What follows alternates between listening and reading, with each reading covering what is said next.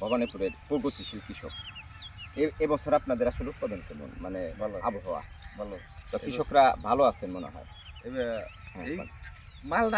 মাল বিকলে স্বর্ণ, না বিকলে হুম। মাটি। এবার কাঁচা মাল যদি বিকে তেলে বালা, আর না বিকলে মাইক। তো এরকম, তারপরে আপনারা এবার লাভবান মোটামুটি? মোটামুটি যারা করছে হেরা লাভবান, যারা না করছে হেরা তো লাভবান হয় না। না, তো এবার আসলে সবজির বাজার খুব ভালো গেছে। হ্যাঁ, ভালো। ভালো। তো সাভারের ভবানীপুর থেকে আপনাদের কৃষকের মতামত জানালাম যে আসলে কেমন আছে সাভারের কৃষি। সাভারের কৃষি মূলত ভালো আছে, কারণ এবার বাম্পার ফলন, আবহাওয়া, জলবায়ু এবার নিয়ন্ত্রণে ছিল। এবং কৃষি আপনারা যে এই যে সার কি বীজ, কীটনাশক এগুলো কি আপনার সরকার থেকে বা বাজারে পান? সরকার থেকে যায় না, সরকার কিনে থেকে আনি। এই বাজার দোকানে সাভার থেকে কিনে আনে, আমরা কিনে ব্যবহার করি। দাম কেমন? দাম অনেক। দাম এক বস্তা টেস্টপে কিনলে 2400 টাকা লাগে। 2400। একটা বেঙ্গল সার কিনলে 1750 টাকা লাগে। একটা উড়িয়া সারের বস্তা কিনলে গেলে লাগে 1800 টাকা। কৃষকদের এই ধরনের আসলে কৃষি পণ্যের দাম খুব বেশি, তারা তাদের এই অভিযোগ। সার সবজির দামটা অতিরিক্ত বেশি। একটু কম হলে হয়তো স্মার্ট কৃষি বা আধুনিক কৃষি গঠনে সহায়ক হবে বলে আসলে ধারণা করে কৃষকেরা। কারণ কৃষকরা সবসময় অবহেলিত।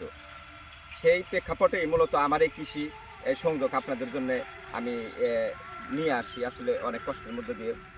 দেখুন, কৃষকরা ছাই ব্যবহার করছে। এখানে দেখেন, এগুলা কি ছাই দিয়েছেন? ছাই না? ছাই, গোবর। ছাই এবং গোবর। আমাদের উনকর সরোয়ার বিএস আমার ই দেয় কি বিএস সাহেব বিএস কি দেয়?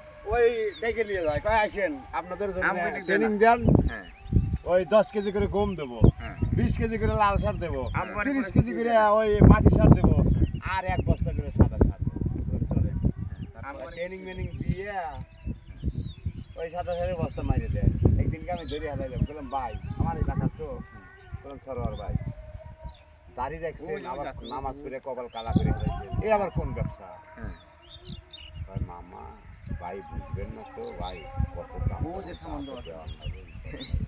তো আমগো দিকে আমরা কৃষকদের অনেক অভিযোগ আর কি। আমগো কি আহে না, আমরা যারা পাই না এটা কমু কেমন? হ্যাঁ হ্যাঁ, আমরা পাই না কোনো সময়।